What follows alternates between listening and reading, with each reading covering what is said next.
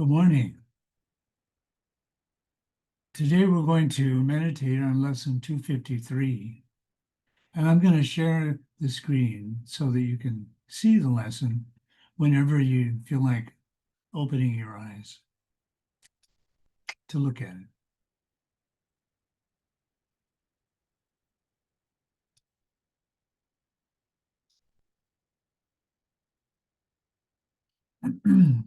It's lesson 253. Myself is ruler of the universe.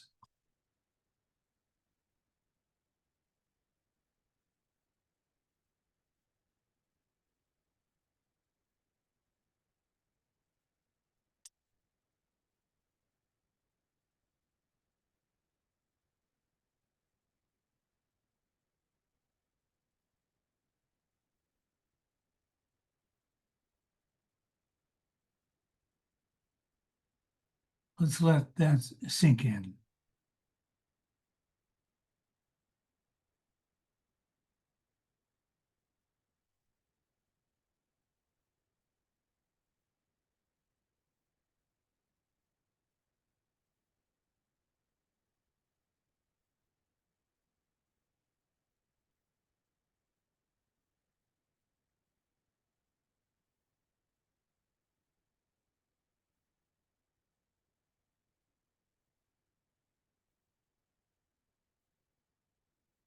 Let go of any resistance you might have to that statement about who you are.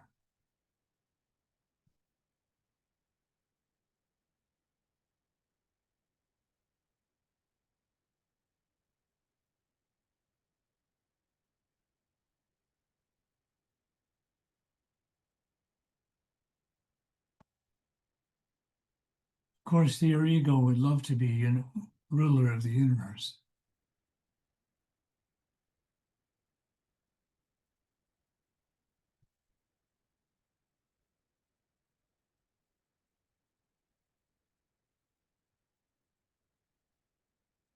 But yourself is not that. Yourself is completely impersonal.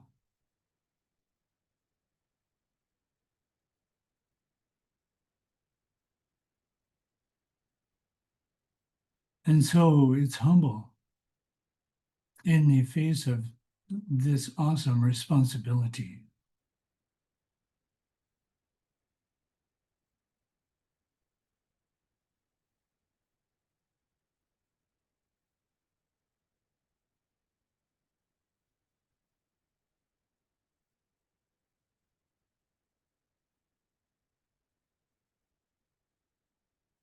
So Jesus now gives us some examples of how that rulership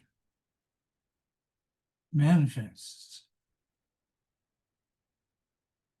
He says, it is impossible that anything should come to me unbidden by myself.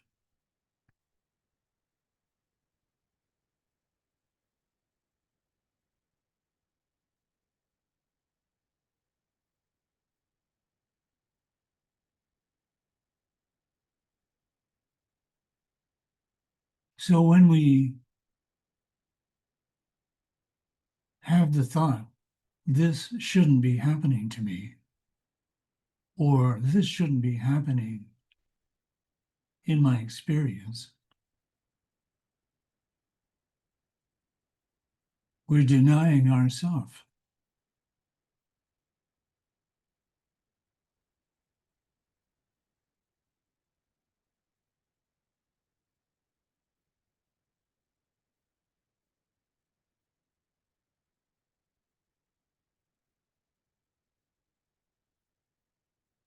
So whatever it is that's come to us,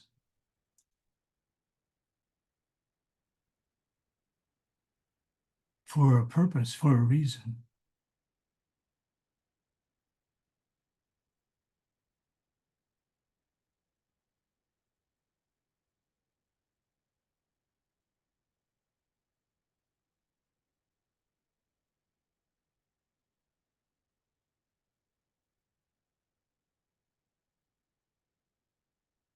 even in this world. It is I who rule my destiny.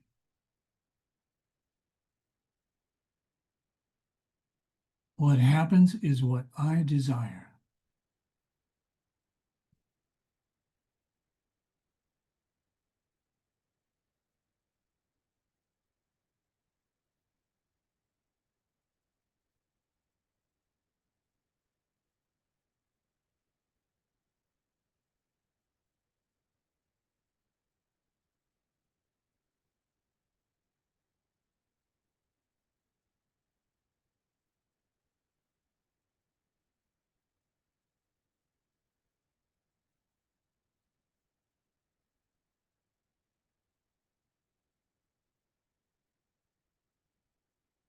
Let's start with something that seems really small or really personal, like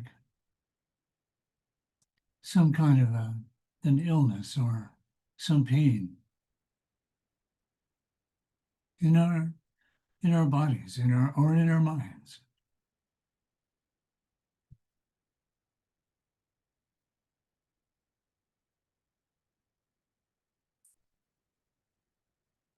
So we take it personally. We're identifying with the body mind and we're suffering.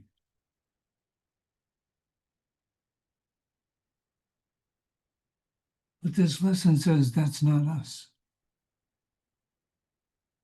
We're the self.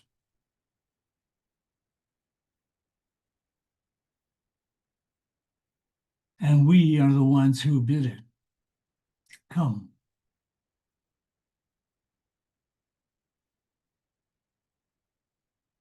For what purpose did we bring that into our experience?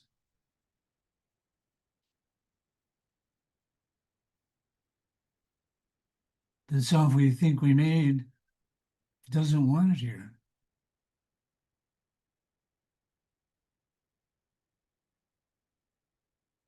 We've invited it for us to realize who we really are and to heal that, whatever it is, to heal it.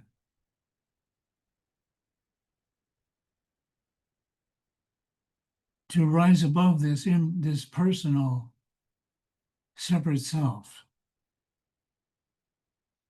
Or we could even say to transmute it, to raise it above the world, above the battleground.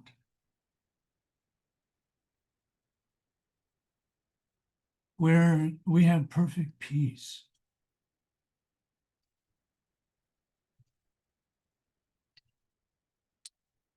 And nothing can disturb our peace.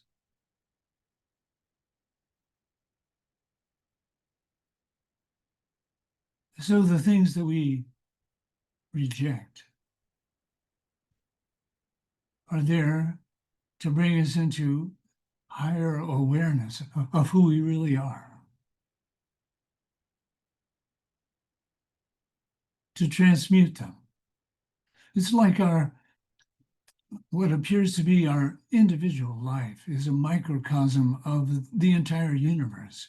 And here we are healing this pain and suffering that appears to be in the world, which we made.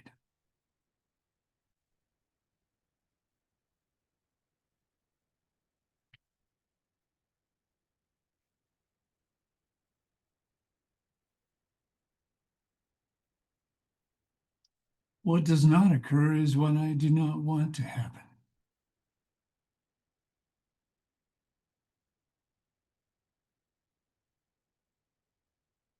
So if I see lack, I also put that there. This must I accept.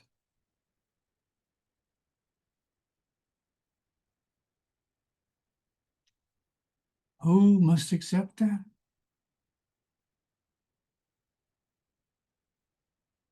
Well, we must transcend this separate identity that we made and identify with the self that God created.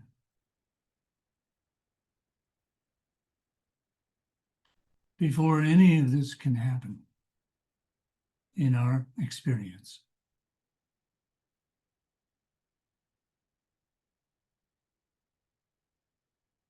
So in a sense, the world that we are coming out of, following Jesus, following the Holy Spirit,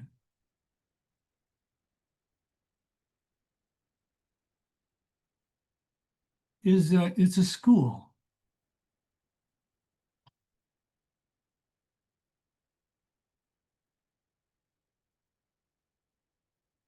In which we rise unto our true identity. One miracle after another. And these miracles happen when we are really focused on doing the work.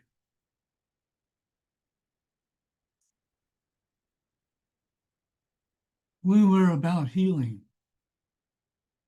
the pain and suffering that we see around us.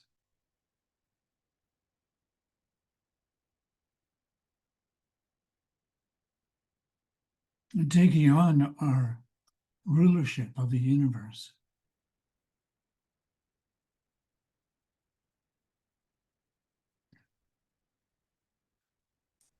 For thus am I led past this world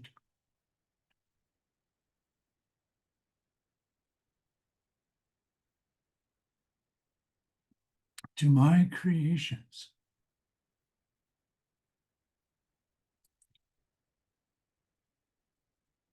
Children of my will in heaven, where my holy self abides, and with them and him who has created me.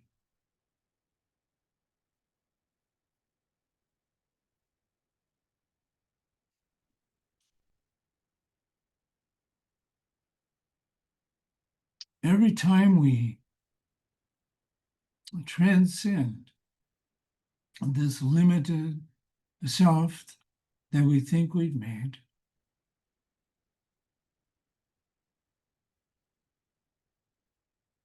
we pierce the veil that separates us from our true self and from our Father. And every experience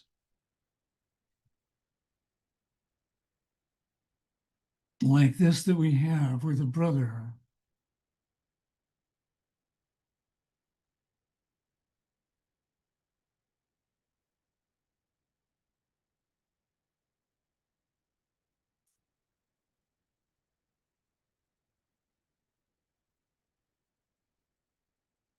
is an experience of our divinity.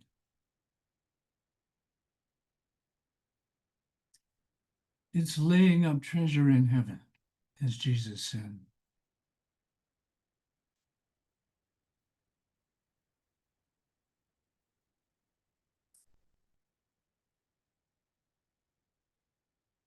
It's building the kingdom.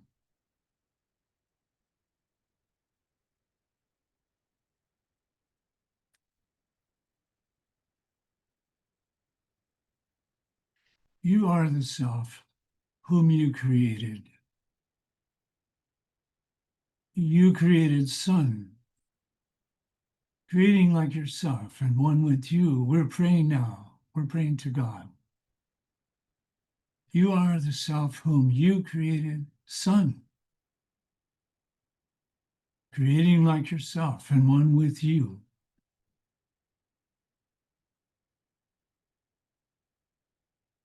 Myself, which rules the universe, is but your will in perfect union with my own.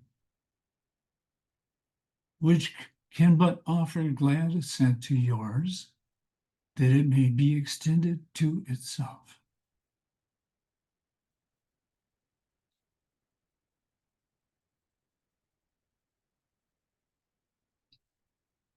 They say that the universe is continually expanding. And it is this work that we're called to do that is expanding the universe, filling it with light and life and love. Every time we experience ourself, every time we pierce the veil and realize who we are and share that realization with each other,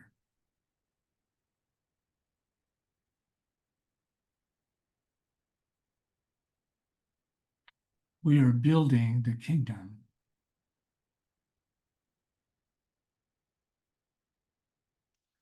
with our Creator.